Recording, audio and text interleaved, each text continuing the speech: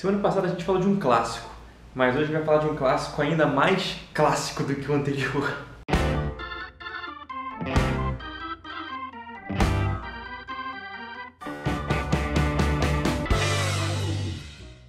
Fala galera, tranquilo? Rafa Pinheiro aqui e a gente vai falar sobre Contrato com Deus e outras histórias de cortiço, acho que é assim que é o nome em português, e do Will Eisner, que é...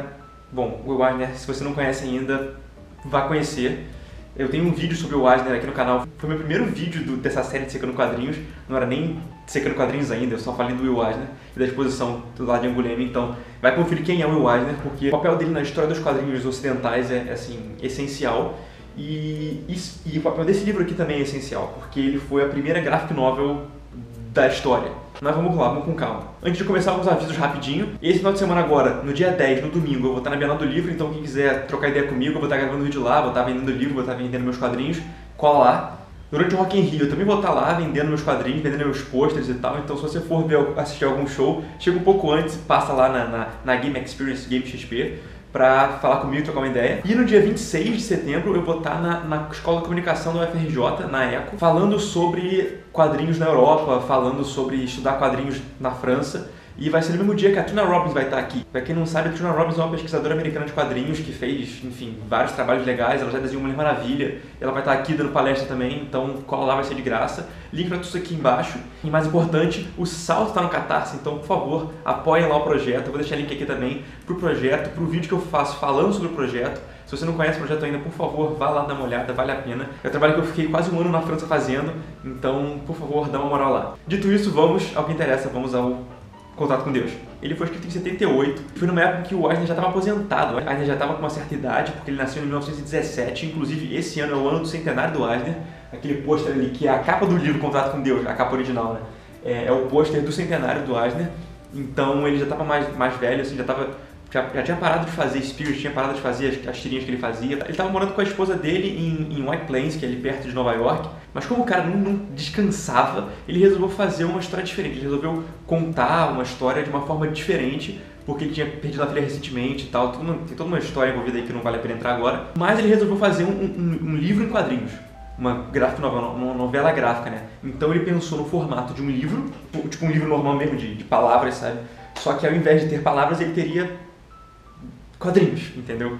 E na época isso era uma ideia bizarra, sacou? Porque não existia isso naquela época. Quadrinhos se vendiam em revistinha na banca. Então pra ele foi difícil até arrumar uma editora, sacou? Porque ninguém acreditava que isso ia vingar, porque era um projeto diferentão, e mesmo sendo o Eisner, ele foi recusado por várias editoras grandes, assim. Ele acabou sendo publicado por uma editora pequenininha que, por ironia do destino, chamava-se Poor House Press, que é tipo a Casa Pobre, a editora da Casa Pobre. E o Contrato com Deus fala sobre isso, fala sobre a infância do Eisner morando num cortiço no Bronx, sacou? Na época que vieram muitos imigrantes, ele é filho de imigrantes, que vieram para Nova York por causa das guerras na Europa e tal. Ele era um filho de imigrantes judeus, ele acabou morando num cortiço e essas histórias todas são meio que histórias reais, sacou? Ele pegou a história de que ele se lembra da infância dele e deu uma trabalhada para fazer histórias interessantes pro leitor. E como eu disse, ninguém queria publicar isso, era uma história que ninguém achava que fosse vingar e de fato demorou para vingar, assim, a galera não sabia nem onde botar aí. É engraçado porque ele foi numa loja, depois de ser publicado, né, para procurar o livro e não encontrou. E ele foi conversar com o vendedor, né, e o vendedor falou para ele que ele botaram esse livro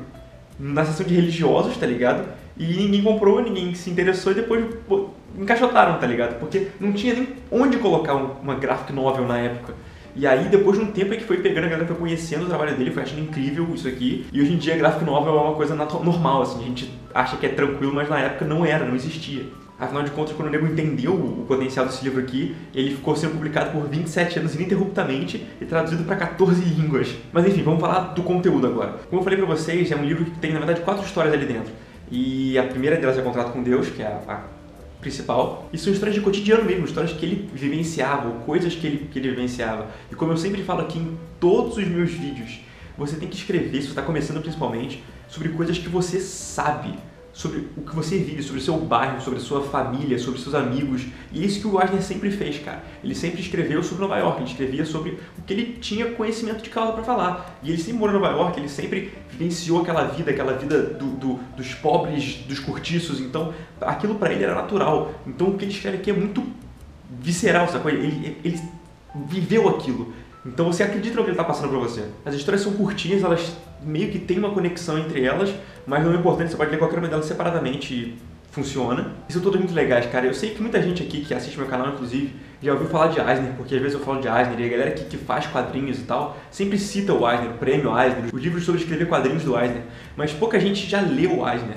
Então se você nunca leu nada dele, esse aqui é um ótimo livro para você começar a ler Eisner, sacou? Eu acho bizarro que eu tava conversando com um cara outro dia no Facebook e ele falou pra mim que, não, todo mundo fala do Eisner, mas ninguém nunca leu o Eisner.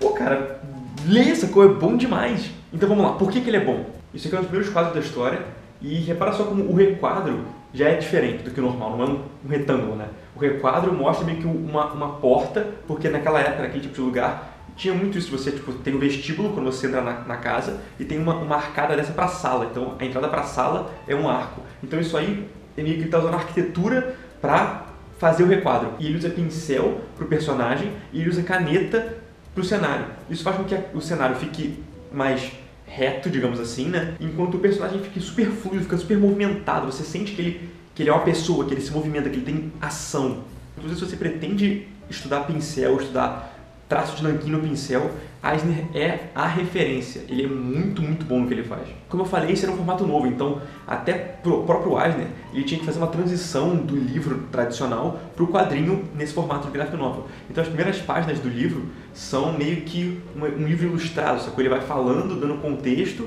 e ilustrando algumas coisas. Não é nem quadrinho ainda e também não é texto corrido. É realmente um livro ilustrado. Ele usa esse texto dentro da história, então não é só o desenho que está lá e tem um texto meio que como legenda do que está desenhado. Não, o texto faz parte do desenho, ele é parte integral da página. Não funcionaria sem o texto. Isso aqui é um exemplo claro disso.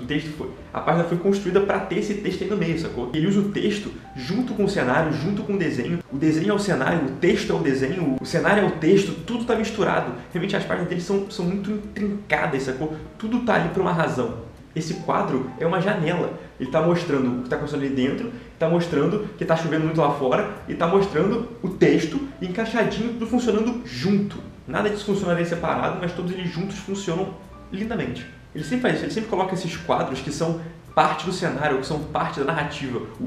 A forma como ele coloca os quadros ajuda a contar a história, sacou? Olha essa página aqui, onde você lê primeiro a mulher falando com ele, depois você lê ele olhando para a janela. E além de serem janelas, você vê que ele está dando ambiência com esse desenho, ele também está dizendo que uma coisa acontece depois da outra. Ou seja, ele está usando as janelas como quadros, eles são quadros e são parte do cenário ao mesmo tempo. Nesse aqui ele usa o preto como transição. Então você tem um quadro ali em cima dele fazendo a barba, depois ele se olhando no espelho de terno, e aí o preto do terno vira o preto daquela casinha ali, né, do banco, onde ele está andando na chuva, e aí ele entra no banco, assim, meio que uma janela dentro do banco, que é um outro quadro dele conversando com o cara do banco. Então ele usa o mesmo preto, que é do terno, que é da silhueta do prédio, e que também a gente ser um requadro para esse quadrinho pequenininho dele no banco. Algo parecido rola aqui, ó, onde o chão preto, que está sombreado pela fogueira, vira a escuridão de onde ele está cobrindo o outro cara no quadro de baixo. Isso é um jeito muito inteligente de você fazer o cenário fazer parte do quadro. Você reaproveitar elementos de um quadro para o quadro de baixo ou para o quadro do lado. Vale muito a pena estudar o jeito como o Eisner constrói as páginas dele. Até porque ele sempre faz isso. Olha esse exemplo aqui. O poste do lado esquerdo é o requadro da página. Isso é muito legal, cara. Esse aqui é mais um exemplo onde ele está usando o requadro como elemento narrativo. Olha só, sempre os quadros dele ou são sem requadro ou são com um quadradinho, tipo, horizontal, normal. E aí no momento que o cara tá tendo um ataque do coração, os quadros se mexem, sacou? Num quadrinho onde os quadros são sempre retilíneos ou inexistentes, mas está tudo sempre na horizontal, a hora que acontece esse tilt, que ele quebra o quadro, é relevante, você está vendo que uma coisa diferente está acontecendo, sacou? Ele usou esse artifício para indicar que está tendo um ataque. Enfim, eu mostrei aqui cenas basicamente só do Contrato com Deus, a historinha. Tem outras 3 histórias para você ler nesse livro, que valem muito a pena serem lidas. Inclusive uma delas trata do suicídio de um dos funcionários do Cortiço, né? O que me leva a falar de Setembro Amarelo, que é um assunto sério, né? Onde a gente tenta conscientizar as pessoas sobre o suicídio, sobre o quão sério é esse assunto e sobre como você pode procurar ajuda para isso. Então, além de você ler essa história que trata desse assunto e aborda ele de uma forma bem peculiar, Se você estiver procurando ajuda, se você quiser falar com alguém, eu vou deixar aqui na descrição um link para um site chamado Como Vai Você, onde você pode conversar com pessoas por telefone, por Skype, você pode ir até a pessoa falar com ela por e-mail, enfim, e conversar sobre isso, se você quiser procurar ajuda e tal. Então, por favor, procure alguém, porque pensa só quantas narrativas legais que ainda estão por ser lidas. Enfim, no mais, se você não foi convencido ainda de como o Eisner é incrível, assista o meu vídeo sobre o Eisner. Se nunca leu o Eisner, comece lendo por esse livro aqui, porque eu acho que vale muito a pena. Dito isso, curta muito mais, se inscreve, considere, todo mundo já sabe. E no mais, aquele abraço. Valeu!